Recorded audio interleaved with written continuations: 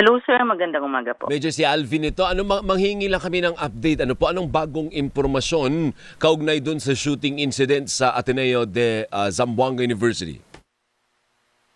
Sir, so far sir, ang aming information po sir, is, actually sir, kahapon nasabi na namin to, na-confirm yung dalawa na fatality natin, yung victim and yung shooter, and then dalawang pistol po for clarification po, dalawang pistol po yung na-recover natin doon sa area po. Opo, yung So, dalawang pistol, ma'am, Major, ay pag-aari po ng tatay lahat? Chine-check pa po natin yan sir. Kino-confirm natin with civil security group kung ang ownership po ng firearms and ang legality po ng firearms. As of this time po, yung firearms po ay nasa custody na po ng PNP for ballistics examination, which will be used, ang result po will be used for this investigation po. Opo, pero yung nasugatan po, nadagdagan po ba o ganun pa rin po ang ilan po ba yung injured at ilan mayroon po bang critical sa ospital, Major? So far sir, wala pa po tayong natatanggap na number na data on injured person sir. Siguro sir, this morning we are expecting another meeting. Baka after the meeting po makakapag-update po tayo. Ang confirmed lang po namin is yung fatality sir. Opo, ngayon doon naman po sa bata, yun na Maril, ano po ba ang nangyari? Siya po ba'y nahulog dun sa from the fifth floor? O paano po bang sirkumstansya? No sir, actually sir, for clarification po ulit sir. Ang nangyari po is pumasok yung bata sa premises ng school. Umakyat siya doon sa building from the basement. Umakyat siya ng fourth floor ng building. And then doon po siya namarel. And then after niya po mamarel doon sa fourth floor, umakyat po siya sa fifth floor ng building na yon. So umakyat siya ng isang floor and then doon niya po binaril yung kanyang sarili. Ayun. Wala pong nahulog, wala pong nangyaring pagkahulog po. Ay, di pero bumagsak po siya, hindi ho ba? From an upper floor? No sir. Hindi. Sa fifth floor po namin siya na-recover sir. Ayun. So mali din yung, kasi may impormasyon at saka may mga photos din na lumabas, although hindi dapat po, pero alam mo naman sa social media, marami pong nag-post. Ang akala para nahulog siya from the fifth to the ground. Hindi ganun. No sir, no sir.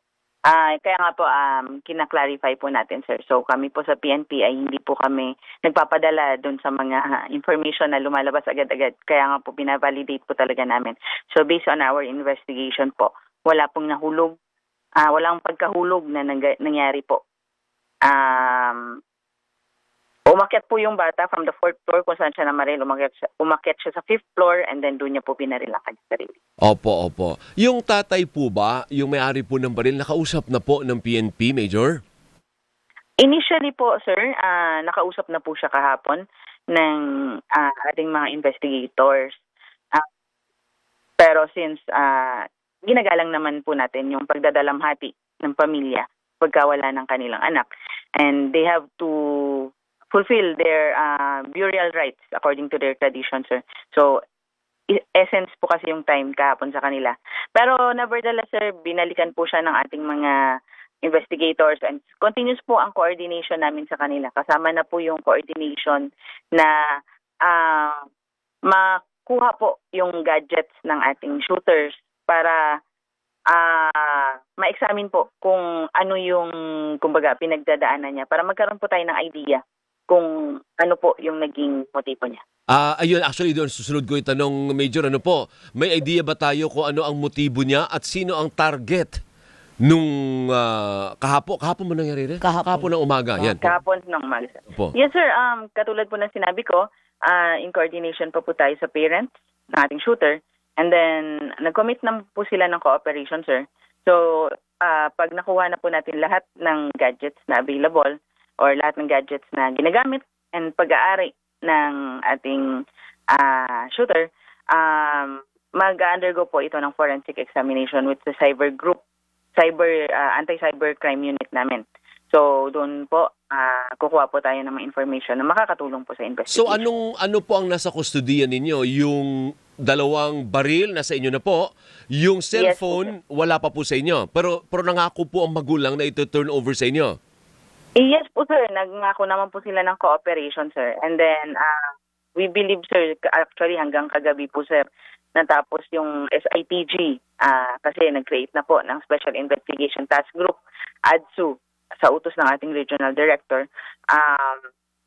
Nagkaroon na po ng coordination yung ating mga investigators with the family po. So, hopefully, this day, meron na po tayong makukuha additional information po. Sige, hanggang dyan muna tayo, Major. Maraming salamat sa oras po ninyo, ha? Mabuhay po kayo dyan sa Zamboanga Regional Police Office 9. Thank you po. Maraming salamat po.